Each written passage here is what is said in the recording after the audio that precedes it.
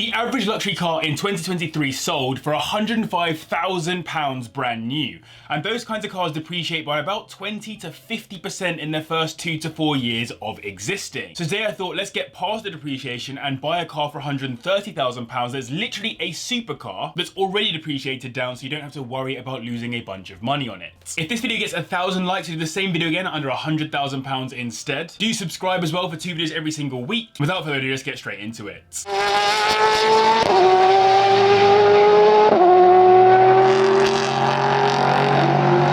Some Aston Martins can really depreciate down to crazy low levels like the Vantage and DB9, but even their more expensive offerings sometimes suffer from the same depreciation. Considering the DBS Superleggera was around £240,000 new, it's pretty incredible that today you can find them listed anywhere from around half that, with a 130k limit getting you into a 2020 example with 17k on the clock, pretty high for a supercar but pretty low for a Grand Tourer. And that's exactly what this car is. The Superleggera refers to the Italian coach builder that supported Aston in building their lightweight, sportier Grand Tourer of the 1960s and 70s. The DBS Superleggera therefore is as focused on giving you a comfortable environment to tour in as it is giving you an absolute machine to eat up fast roads in part thanks to that 5.2 litre twin turbocharged V12 block, which makes 715 brake horsepower, the most on this list, taking it to 60 in 3.3 seconds, meaning it's actually the slowest car on the list. That engine sits super low and as far back as it can, considering it's a front mid-engine car, which helps keep the centre of gravity low and central, which combines with the new aerodynamics to generate more downforce than any other production Aston Martin before it, getting it to handle more like a supercar. This is also helped by a healthy dosage of carbon fibre use throughout the build, cutting the weight down to around 1,700 kilograms, which genuinely is not bad for a car of its size with an engine that big. You can go heavier with the convertible Volante, but I personally think the coupe is significantly better looking all in, though that's just my opinion. I honestly think long term these will end up as classic cars, not just because they're Aston Martins, but because they are absolutely stunning. In terms of maintenance, routine services are around £800 to 1.3k per year or 10k miles, and in terms of the most common issues, it's leaks from the oil pan and timing cover. Of all 5 cars on this list, if you want to go fast on track, the Porsche 911 991 GT3 RS is the car you need to buy. The 991 GT3 has been dropping in price pretty significantly over the past year or so, getting down to the 80k region, and the GT3 RS has been following it down, as it now starts at around the 119k mark, with 130k getting you into a 2016 model with just over 10,000 miles on it. That's actually not huge depreciation given these were listed from around the 135k region new, but if you know your GT3 RSs, you'll know 1, no one paid list for these things, given how many Porsches you need to buy to be considered worthy to buy one, and 2, with options you better bump that number up.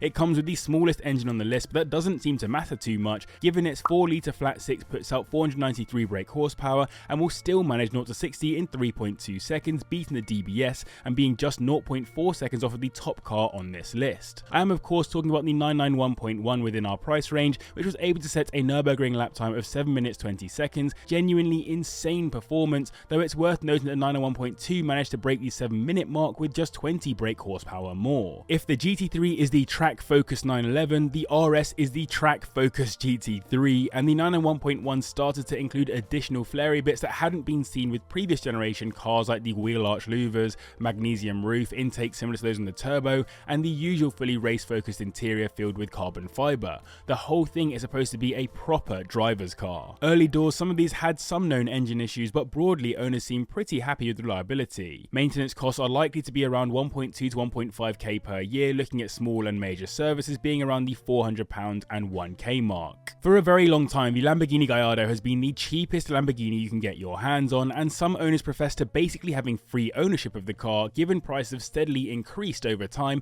helping to handle the high maintenance bills. Today though, the Huracan has started to reach a price where, compared to its competitors, it looks like great value for money, with the only thing letting it down being the fact that it's effectively the same car as the Audi R8 V10 Plus in many ways, which is significantly cheaper all in. But anyway, the Huracan LP 610-4 new would have cost you around 180 180k back in 2014, but today you'll find them listed anywhere from around £116,000, with 130k getting you a 2015 model with 20k on the clock. It's also the most available car within our price range from this list, which is good because you get better access to that 5.2 litre V10 block, which makes 601 brake horsepower, taking it to 60 in just 3.1 seconds, helped by the fact that it's the only all-wheel drive car on the list. Of course, it's named after a Spanish fighting bull known for its courage, but Huracan is also Spanish for hurricane. And though this base model might not be as aggressive as the ones that followed, like the Performante, somehow aesthetically it hits quite different to the Gallardo. It's clearly more modern and provides a much more up-to-date feeling on the interior. I think it's a lovely middle ground between getting something like an R8 and going for an older, slightly more expensive Murcielago or an Aventador. Despite the R8 reaching the end of its life, the Huracan has continued on, with its successor being expected around August 2024, so if you're watching this in 2025, you'll already know loads about it. Owners on forums have typically found these to be relatively reliable, though when things do go wrong, replacements can be expensive if the parts don't come from the VW parts bin. Annual servicing costs can be around 2.5k, ignoring anything going wrong, so do be aware of that. So I hope you guys are enjoying this video. If you are, then do hit the like button and subscribe as well if you're new, and let me know in the comments down below. You've got £130,000 to spend on one car.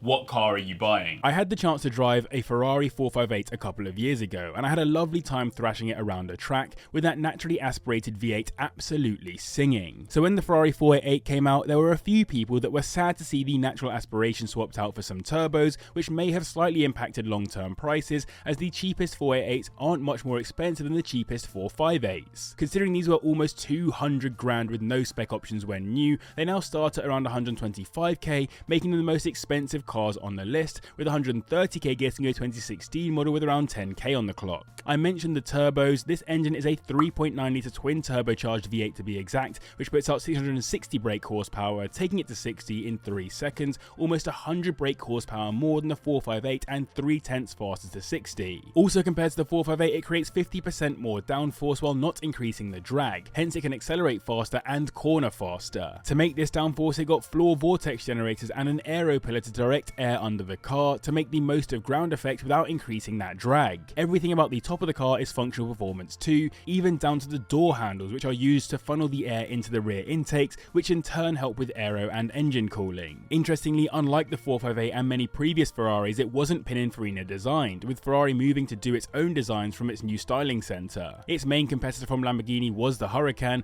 and it's actually slightly more common, but between the two I'd probably have to take the Ferrari, as it is just a different level of presence. If you get one that's less than 7 years old, it should be covered by Ferrari's 7-year service deal, so small and large services should come free. Beyond that though, expect somewhere in the 1k to 4k region for small and large services. Taking the top spot, we have the McLaren 720S, which might be the most impressive looking car on the list, as McLaren really know how to make a supercar look super. Those dihedral doors are crazy theatrical, and the rest of the Frank Stevenson design is supposed to be reminiscent of the McLaren F1 in some places, the P1 in others, and a great white shark from the side. Much has been said about McLaren's depreciation as a brand, and though it's less of a popular topic nowadays, the point still stands, as these were around 230k brand new in 2017, where now you'll find them anywhere from around the 110k mark, with 130k getting you a 2017 model with 8,000 miles on it. For that kind of money, you'll be getting a 4 litre twin turbocharged V8 engine, which puts out 709 brake horsepower, taking it to 60 in 2.8 seconds. Genuinely pretty insane performance, though don't forget, for slightly more money, you could smoke this entire list with a 992 Turbo S. Considering the size of this supercar, it weighs in at just over 1,400 kilograms, helped by it having a full carbon fiber tub, the same one you'll find on the Senna. And then considering the performance, it's actually one of the more efficient in its class,